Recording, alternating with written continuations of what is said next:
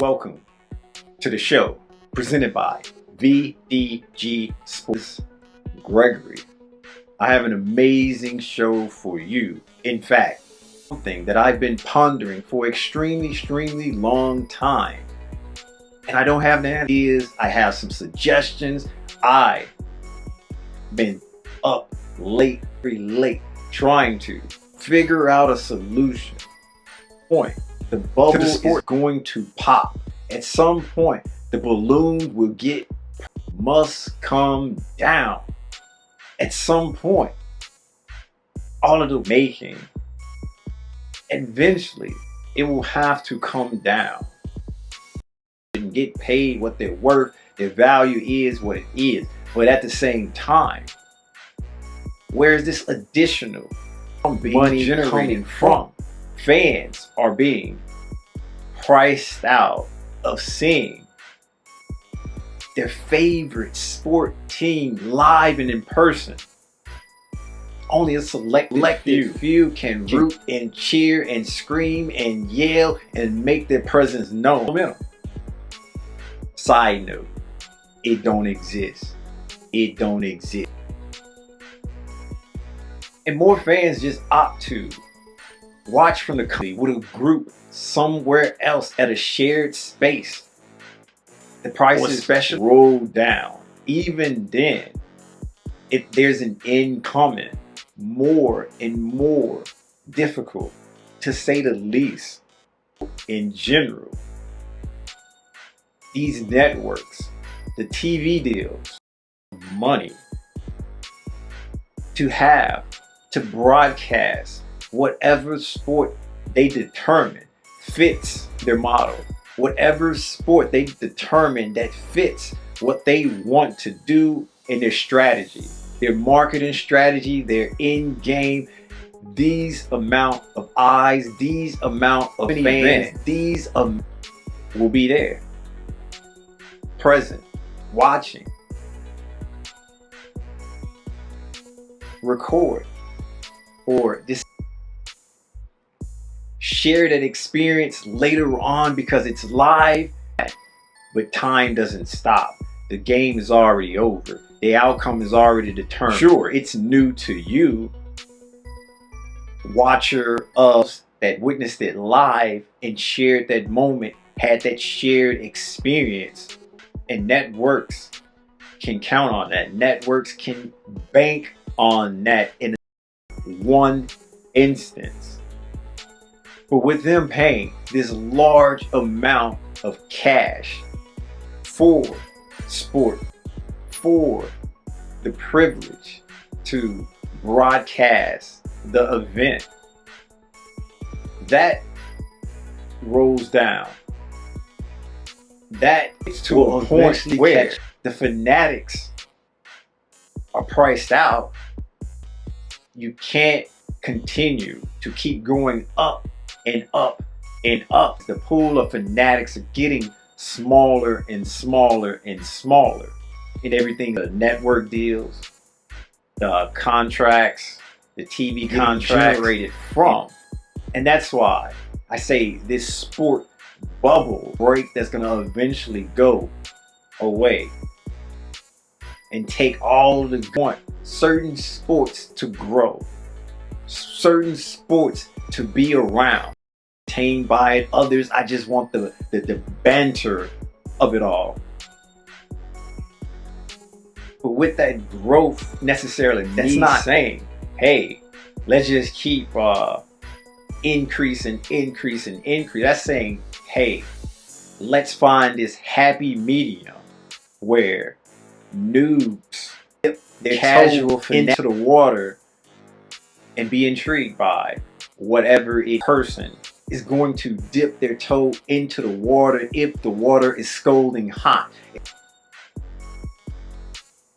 At some point, house of cards are going to fall over themselves. And I'm not happy about it. Very concerned. It keeps me up at night. It keeps ways, but the market is what the market is. Or when things go away, it is what it is. going back and rewriting history. There's no amount of hindsight 2020 that's going to save this. That's going to be able to make things right. I have no issue, no problem with no issue with this network money in addition to money. But at some point, what came first? Or having the eyes on the mega deal, the mega contracts. You know, the cookie will crumble, the egg will break. We're gonna be in a fanatics, the fans. Sure, in general, sports, or generally speaking, some will, all will not survive. Think that will not make it. Am I ready to share that opinion? Maybe, maybe not. That is definitely something that you should hold, put it away. Do not put it in a box, because if you put it in the box, more likely it will get stored away. Where you misremember, be unable to recall, or just plain outright forget. We ain't trying to forget. We're trying to remember. We're trying to be proactive. We are trying to see something, say something. Gonna come from when it's all, because at some point the eyes are not going to be there enough. At some point, having terrible teams running itself like a business and not a sport team, and fanatics can handle more than sports fanatics can handle. Stop paying attention, not stop rooting for, stop. No. But they will better, a little bit more better. Also, diverting funds somewhere else and not necessarily in general, because they're priced out.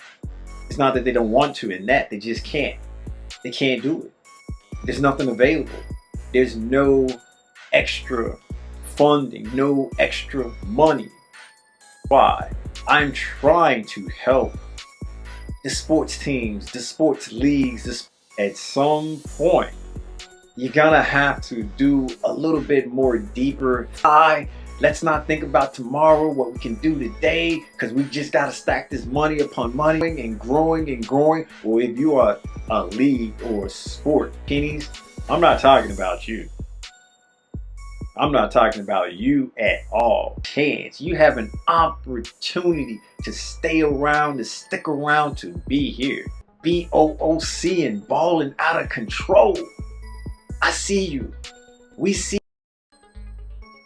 Keep playing big bank, take little bank. But at some point, there ain't gonna be no more little banks for big banks. Big banks gonna take big banks.